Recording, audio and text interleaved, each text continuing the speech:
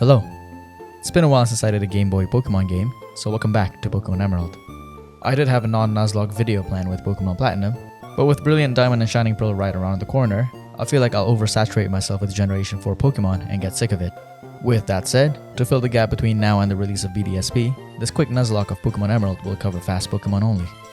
Now I hear you asking, what qualifies Pokemon as fast? Well, since the average base speed for a fully evolved Pokemon is 78, we're going to take Pokemon whose fully evolved base speed start at 100 or higher. The main point of this run would be to use Pokemon who would more often than not hit first. Let's get the rules out of the way first. Number 1, any Pokemon that faints must be permaboxed. Number 2, I can only catch the first relevant Pokemon encountered in each area. Number 3, no items during battles. Number 4, no over-leveling. And number 5, set battle mode. And as always, if you enjoyed the video, don't forget to sub and hit the bell. Or leaving an algorithm boosting comment always works too. They really help with the channel growth. So, we name our character Fool once again, and shrunk ourselves into this 2D sprite, where we were stuffed into a moving box. We went through the early game shenanigans and introduced ourselves to May and her parents, and played around with the idea of involuntary manslaughter. But, being the good Samaritan that we are, we decided to save this chunky professor. Doing this fast Pokemon only run means that we have to choose Trico as a starter, which I'm definitely not the biggest fan of. Early and mid game tend to be quite difficult with the Trico line.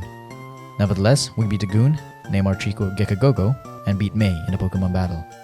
Over at Route 103, we captured our first addition to the party, a Zigzagoon. It was named Zigzagogo. I spent the next good chunk of minutes EV training Zigzagogo, killing off most of the Poochyena population. For the record, I would EV train my Pokemon every chance I get in this run to ensure maximum smoothness. We then had to babysit Wally for a while, watching him fumble his way into catching a Ralts. At Route 104, we caught Low Gogo the Talo and King Gogo the Slackoth at the Petalburg Woods. And just so you guys know, training and grinding levels for the Slackoth was a complete nightmare in the early game, as it took forever to level. 10 out of 10 would not do this again. But with everyone adequately leveled, we moved on with the game as Gekagogo absorbed its way to victory against his Team Aqua Grunt. The Devon researcher thanked us with a Great Ball and ran to Rustboro in an emergency. We made it past Rustboro to Route 116 where we caught this Nincada. We named it Ninjagogo. And just so we're clear, there is an Abra at this route as well, but unfortunately, we encountered this Nincada first. The Rock Sand battle wasn't very hard since Gekagogo had the type advantage. The first 2 Geodudes went down pretty easy to absorbs, but the Nosepass took a while to kill. We sat through a good 4-minute battle, just watching Gekagogo absorb the Nosepass again and again. Nevertheless, we won and got our first gym badge. At level 16, Gekagogo evolved into a Grovyle. After the gym, the Devon guy got into trouble again, and we went to help. Apparently, a Team Aqua Grunt had taken a Pico hostage, and we had to battle him. Pico went back unharmed, and we were called upon to meet the Devon president. We followed the stranger without any question, and had a rendezvous with an old man. The old man gave us a letter, and now we became his errand boy. He did give us a school gadget, so I guess that's alright. There was this optional May fight on the way out of Rustboro, but Low Gogo took care of business pretty well. We called upon the services of Mr. Briny and headed over to Dewford. Our father dropped a call when we were still on the boat. That was pretty nice of him. It'd be nicer if he spent the time with our mother though. We got this old rod upon arriving at Dewford and fished out a Tentacool, who we caught and named Jelly Gogo. We caught a Zubat in Granite Cave, naming it Bat Gogo. After a pretty painful grinding session, King Gogo finally evolved into a Vigoroth. To ensure our chances at victory, we went back to Petalburg Woods and poisoned Low Gogo to activate his Guts ability. With this raised attack stat, Low Gogo was able to breathe through Brawly with wing attacks. Talo, still one of the best early encounters in the game. I spent the next hour or so leveling Ninjagogo, finally evolving him into a Ninjask. We delivered the letter to Steven shortly after that, and now we can go to Slateport to deliver some Devon parts. We made a beeline straight out of Slateport and caught our next encounter, an Electrike. He was named Trigogo. At this point, I slowly came to the realization that Ninjagogo and I are 2 fully different personalities, and his lack of a good moveset just wouldn't work with me. In other words, Ninjask is pretty shit in this game. He was replaced by Trigogo. We needed a bit of help grinding my lower level team members, so we made a quick trip back to Rustboro and obtained the experience share. Back at Slateport, Trigogo nicely wrapped up the Team Aqua ordeal at the museum, and we were free to head north to Mauville. On the way there, we were stopped by our neighbor, who asked for a Pokemon battle. Well, she asked, but she didn't really give us any choice. What an ass. Trigogo took care of her Wingull, while Low Gogo blitzed through her Lombre and Combusken. She then had the audacity to tell us to train harder for our next encounter. We then watched her ride away on her fancy bike. There was also the Wally battle at Mauville, but that was just sad. Before the Watson gym, Logogo evolved into a Swallow. And now it was time for the third gym. Honestly, I didn't really fancy my chances with this team since I could never properly get past Watson with the Trico as my starter. But I prepared what I can and went in with a set strategy to try and win. Watson led his Voltorb and I sent out King Gogo first. King Gogo set up a bulk up first as the Voltorb used Spark. It was tanked nicely and King Gogo hit Scratch next, which left the Voltorb in the orange. Watson healed and I took the chance to set up one more bulk up. King Gogo scored another Scratch next, taking down the Voltorb with a crit. Watson's Electrike was next and I set up one more bulk up as the Electrike hit a Shockwave. One Scratch later, the Electrike was taken care of. And then, it was time for Watson's Magneton. King Gogo used Yawn first as the Magneton paralyzed King Gogo with a Thunder Wave. A well-placed Cherry Berry cured it, and I used bulk up again. The Magneton once again used Thunder Wave, and this time we just had to stick with it as the Magneton fell asleep. While it was asleep, King Gogo used Rock Smash, which took about half health. And of course, the absolute worst RNG came around as it woke up in one turn and used Sonic Boom. King Gogo survived with 14 HP and took it out with another Rock Smash. Finally, it was time for Watson's ace, his Manectric. I switched to Gecko-Gogo as he tanked a Shockwave from the switch in, which of course scored a crit. Gecko-Gogo used Screech as the Manectric used a Thunder Wave. Gecko-Gogo used another Screech while the Manectric used Howl. While it was using another Howl, I switched for Zigzagogo, which was able to one-shot the Manectric with a Headbutt. We emerged victorious with a huge load off our shoulders. I really thought this gym was going to take at least a few tries. We took the time to solve this rather weak love story and got the Strength HM. At this point in the game, we were still vigorously EV training every chance we get, so this macho brace from the Windstreet family definitely helped a lot. Not long after, Trigogo evolved into a Manectric. We went through Summer Plot at Meteor Falls and witnessed this rather benign altercation between the two teams. Professor Cosmo took the brunt of it though. He was kind of shook. Mountain Chimney time, Maxi time. This fight was quite easy. Trigogo shockwaved his Mightyena and Zubat, while I sent out Zigzagogo to headbutt his Camerupt, just for the lols. It was actually quite entertaining, as Zigzagogo scored a crit and actually one-shotted it. Maxi's all, I'll back off for now, and Archie's all, we shall meet again. Typical villain stuff.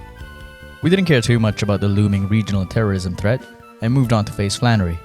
Jellygogo had a pretty swell time, as he swept through Flannery's team with Bubble Beams. The body slam from the Torkoal was pretty nervy, but we got by.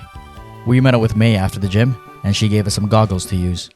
We put them on right away and went to the desert to catch a Trapinch, naming it Flygogo. After one more level, Jellygogo evolved into a Tentacruel. We went back to Petalburg to face our father in battle for the 5th gym badge. I went with the same bulk up strategy this time around since it was quite fun to do. Father opened with a Spinda and I led King Gogo. By using Yawn first, we were able to pull off not 3, not 4, not 5, but 6 bulk ups by the end. Even though King Gogo got confused by a teeter dance, she fought through the confusion and absolutely decimated the Spinda with a roided up slash. Father's Slocking was next, and we spent the first turn trying to yawn the Slocking on its attacking turn, even though King Gogo hit herself in her confusion. The Slocking tried to yawn King Gogo to sleep as well, but King Gogo was just too in it to sleep. King Gogo snapped out of her confusion and slashed the Slocking to the red. It prompted a berry heal, but it was for naught. The next slash took care of the Slocking, and the rest of Father's team had no chance at all. We beat our father in battle, taking the 5th gym badge. We got pulled aside by Wally's and received the Surf HM. Upon arriving back in Mauville, Watson asked us to run an errand, and we of course couldn't say no. We caught a Voltorb named Eligogo, turned off the generator, and got the Thunderbolt TM. I wanted the Ice Beam TM for Jellygogo, so I spent Matt cash on the game corner and bought the TM with coins. We made our way north to the Weather Institute, where Trigogo had a pretty easy battle. We were gifted the Scaz form, and we yanked the Mystic Water right out of its hands. Hands? Feet? Face? Right outside the Institute, we had the May fight again, but I couldn't even bring myself to play strategically against her team. I kept Trigogo on for the whole fight, kind of just forcing Thunderbolts until all her team went down. Steven greeted us with a strange scope, enabling us to go to Fortree's gym. In this version of the game, Winona isn't doing any sort of contemporary dance, so that's greatly appreciated. She opened with a Swablu, so I opened with Trigogo, which easily took care of the little bird. She sent out her Altaria next, and I switched to Logogo, who came in while the Altaria was setting up a Dragon Dance instead of an Earthquake. I wanted to soften the Altaria up before switching to Jellygogo, so I went for a Wing Attack. The Altaria hit with an Aerial Ace, which almost decimated Logogo with a crit. Logogo hit the Wing Attack, which did a bit of damage. I switched to Jelly Go-Go after this, which nicely tanked an aerial ace hit on the switch-in. One Ice Beam later, the feared Altaria was out. The rest of the battle was just Trigogo spamming Thunderbolts, gaining us the much needed win to progress with the game. After the gym, we grinded for a bit, where Flygogo evolved into a Vibrava. Gekagogo followed suit, evolving into a Sceptile.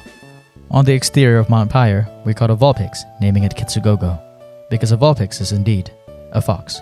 Not long after, King Gogo attained her final lazy form, a Slacking. We met up with Archie on top of the mountain, where both Archie and Maxie had taken the wrong orbs. Seriously, how could they mix this up? With the magma emblem we got from the old couple, we made our way to the magma's hideout, where we found Maxie at the end. Jelly Gogo went first against Maxie and had a pretty easy time. He served the Mightyena and Camerupt and Ice Beamed the Crobat at the end. The Groudon went away after being exposed to the blue orb, and we don't hear from Groudon until a while later. We had to track back to Slateport to witness the submarine thievery and went through the Aqua hideout real quick. Before we can get to the hideout, we had to battle May one final time. She led her Tropius, and Jelly Gogo took care of it rather quickly with an Ice Beam. Her Combusken was next, but a Surf ended it quickly as well. Her Pelipper was next, and I switched to Trigogo, who eventually scored a Thunderbolt after 2 protects. Low Gogo went out for the Ludicolo and won it with an aerial ace. We cleared out the Aqua hideout next, but we were too late once more, only to see the submarine making its way off to the deep seas. We got the Super Rod at Moss Deep and fished out a Staryu, who was named Fish Gogo, because a Staryu is indeed a starfish. Before we could do anything with Fish Gogo though, we had to earn the next gym badge first. We were faced with the twins, Tate and Liza. They opened with Xatu and Claydol, and I sent out Jelly Gogo and Gekagogo first. Jelly Gogo went first with Surf, and Gekagogo followed up with a Leaf Blade that ended the Claydol. The Xatu went for a Calm Mind, and the twins sent out their Lunatone. Jelly Gogo used an Ice Beam on the next turn that almost took out the Xatu, and Gekagogo used a Leaf Blade that almost took out the Lunatone. The Xatu confused Jelly Gogo, and the Lunatone used a Calm Mind while healing with a berry. Jelly Gogo tried to use an Ice Beam on the Xatu that just healed, but ended up hitting himself. Gekagogo's Leaf Blade that followed after took down the Lunatone. The next turn, I switched Gekagogo for Trigogo, while Jelly Gogo Ice Beamed the Xatu, which took more than half health. The Xatu hit back with a Psychic, which almost killed Jelly Gogo. The Solrock set up a Sunny Day, making the gym nice and steamy. Jelly Gogo was switched for Gekagogo, and Trigogo took out the Xatu with a Thunderbolt. The Solrock then hit a Psychic on Gekagogo, but it was nicely tanked. The next turn, Gekagogo scored a Leaf Blade, earning us another gym badge to our collection. We exited the gym to find some sort of magma fiasco over at the Space Center, and joined Steven for a joint double battle. Jelly Gogo and Trigogo ended up taking care of this battle, but I have to say, Steven's Metang was absolutely useless. Look at this, it just ended up hurting itself over and over again in its confusion, and finally it was taken out by a Golbat. Anyway, Steven's uselessness aside, Jelly Gogo downed the Mightyenas and Camerupts, while Trigogo ended the Golbat and Crobat. We went to Steven's house after, and got the Dive HM. Damn right we got the HM, after his absolutely horrid performance at the Space Center. Preparing for Fish Gogo's evolution, we went back to the game corner to spend some more moolah and bought the Psychic TM. Fish Gogo got a Water Stone slapped on top of it, evolving it into a Starmie. It is indeed still a starfish. We had the Archie battle after this at the Seafloor Cavern, but it was just Trigogo spamming Thunderbolts. Trigogo was shaping out to be a real beast here. The red orb began to shine while Archie was talking, and things hit the fan as the Kyogre exited the cave. We went up to the surface to find that things had indeed not gone to plan, and the 2 ancient Pokemon were fighting over who was the best 2000s era boy band. Off to Sootopolis we went to meet Wallace in the Cave of Origin, where we kind of just guessed where the remaining ancient legendary Pokemon was. We went to the Sky Pillar and nudged this green beast, and flew back to Sootopolis to watch the cutscene. The Rayquaza dropped down on the 2 battling ancient Pokemon to tell them that the best 2000s era boy band was indeed Backstreet Boys. We solved Hoenn's crisis and can now challenge the final gym without having to worry about the world ending. Before that fight, Flygogo finally evolved into a Flygon. With our current team at that point, Senor Hoenn was quite easy. Trigogo Thunderbolted the Love Disc, Gekagogo Leaf Bladed the Wish Cache, and Trigogo came back out to spam Thunderbolts until there were nothing left. Easy final badge, and we can finally make our way to the Pokemon League. I was just kind of strolling about in Victory Road, and completely forgot that this Wally fight was at the entrance, not the exit. In any case, he sent out his Altaria first, and I still had Low Gogo at the first slot. I switched to Fish Gogo as it tanked a Dragon Breath. 1 Ice Beam later, the Dragon Bird fell unconscious. Wally's Delcatty was up next, but it went down to 1 Surf. Then the Roselia came out, but it fell victim to Fish Gogo's Ice Beam too. Wally then sent out his Magneton to counter Fish Gogo, but it was quite susceptible to flood damage. Finally, he sent out his ace, Gardevoir. I actually tried to win it with King Gogo here, since she wasn't getting much screen time, but she had difficulties trying to hit the Gardevoir, and her Truant ability wasn't helping. So, I caved and switched to Fly Gogo, where he took care of the Gardevoir with crunches. We safely made our way to the league, and dropped by the game corner one last time to buy another Thunderbolt TM for Fish Gogo. Before we knew it, we arrived at Evergrande City, ready to challenge the Pokemon League. Here is the gang that we brought with us. Low Gogo the Swellow, King Gogo the Slaking, Fly Gogo the Flygon, Tri Gogo the Manectric, Fish Gogo the Starmie, and our starter, Gekka Gogo the Sceptile. We grinded all the team to level 55, where the level cap is, and any levels gained during the league will be no problem at all. In any case, we went into the league halls and began the challenge with Sydney. Fish Gogo was up first, as she surfed the Mightyena, Ice Beam the Shiftry and Cacturne, Thunderbolted the Crawdont, and surfed the Absol. Nice. Second up was Phoebe with her team of Ghost Pokemon. She led her Dusclops, and Fly Gogo was up first. The Dusclops pulled off a Protect to start with, and survived an Earthquake on the second turn with just a bit of health. After the Dusclops healed, Fly Gogo hit a Feint Attack, which scored more than half health. One Protect later, a Crunch downed the first Dusclops. The second Dusclops came out, and Fly Gogo's Crunch halved her health. Here, I wasn't really paying attention to the wiki and forgot this Dusclops had Ice Beam, which of course froze Fly Gogo. I switched to Fish Gogo on the Ice Beam turn and surfed the Dusclops to death after. With the Banette that came after, Fish Gogo used Surf and the Banette hung on for dear life. It used Grudge after, and not gonna lie, I completely forgot what Grudge does and had to look it up. Grudge takes away all the finishing moves PP when used, so I just used Psychic here since I had a decent number of Ethers and Elixirs in the bag. Anyway, the first Banette went down, and we moved on to the second one, which died immediately to a Surf. So did the following Sableye, which got one-shotted by a Surf. Fish Gogo, you magnificent fish. I mean starfish. Glacier was next, and Trigogo was up first. Trigogo took care of the first Celio easily with a Thunderbolt, and had to force his way with more Thunderbolts when the first Glalie was sent out. Eventually it went down, and the second Celio went out, hanging on by a thread after a Thunderbolt hit. It set up a hail, but it got taken down with a Thunderbolt anyway on the next turn. The second Glalie was sent out, and I switched to King Gogo, who comfortably tanked an Ice Beam. One return later, King Gogo took care of business. Came the Walrein, I switched to Fish Gogo, whose Thunderbolts proved to be too much for the big walrus. Third one down, one more Elite Four member to go. Next up was Drake, the Dragon Trainer. Fly Gogo was the natural choice here, as he took charge. Fly Gogo used Dragon Claw repeatedly, and was able to take out most of Drake's Pokemon, but he didn't hit as hard as I thought he would, even after all that Eevee training. Fly Gogo took a lot of damage over the course of the fight, because he wasn't able to one-shot Drake's Flygon and Altaria. Nevertheless, we got to the Salamence, and I switched to Fish Gogo, who tanked a beefy Dragon Claw. Fish Gogo survived as expected, and the Ice Beam that came after it was more than enough. We were able to beat all of the Elite Four without any casualties, and onwards we go to the champion. We were greeted by Wallace, who praised our efforts in ending the crisis, and awarded us with the champion battle. Wallace's big boy came out first, though Trigogo ended that first bout very quickly. I expected Wallace to send out his Wish Cache here, but for some reason he went with Gyarados, which went down quicker than Wailord. He finally sent out his Wish Cache next, so I switched to Low Gogo to avoid the Earthquake hit. I went for Fly here to test the waters, but the Wish Cache ended up using Amnesia, raising his special defense stat. I had nothing to lose with Low Gogo, so I just spammed Flies until the Wish Cache went down, tanking damage in the process. Next, Wallace sent out his Tentacruel, so I switched to Fish Gogo, who tanked an Ice Beam on the switch-in. Fish Gogo used Psychic, which almost took it out, and received a Slush Bomb hit. After this, Wallace spent about 3 full restores on this godforsaken Tentacruel, trying to keep it alive. Finally, it went down after much trouble. His Ludicolo was up next, and I switched to King Gogo, giving her more screen time. King Gogo's return failed to kill the Ludicolo in one go, and the Ludicolo started setting up double teams. This was actually very bad news for King Gogo. Combined with her Truant ability, the chances to hit this Ludicolo started to lessen more and more. Unable to take out the Ludicolo, King Gogo went down in the end, marking our first death of the run. Low Gogo went out next, hitting a much needed aerial ace before hitting the sack as well. Fly Gogo was up, hitting feint attacks until the Ludicolo died. Finally. And then, it was time for Wallace's ace, his Milotic. I decided to sack Fly Gogo here, as he hit his final Earthquake, taking the Milotic's health down to the orange. Fly Gogo ate an Ice Beam to the face and went to sleep forever. To end the final battle, I sent out Gekka Gogo, who wrapped things up nicely with a Leaf Blade. We beat Wallace and usurped the champion throne for ourselves.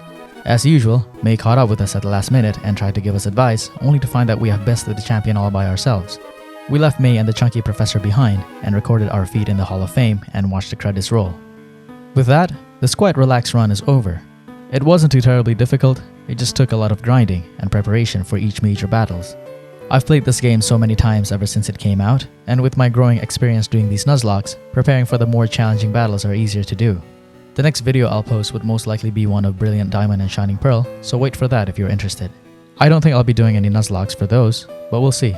So, thank you again for watching, and I'll see you in the next one. Take care.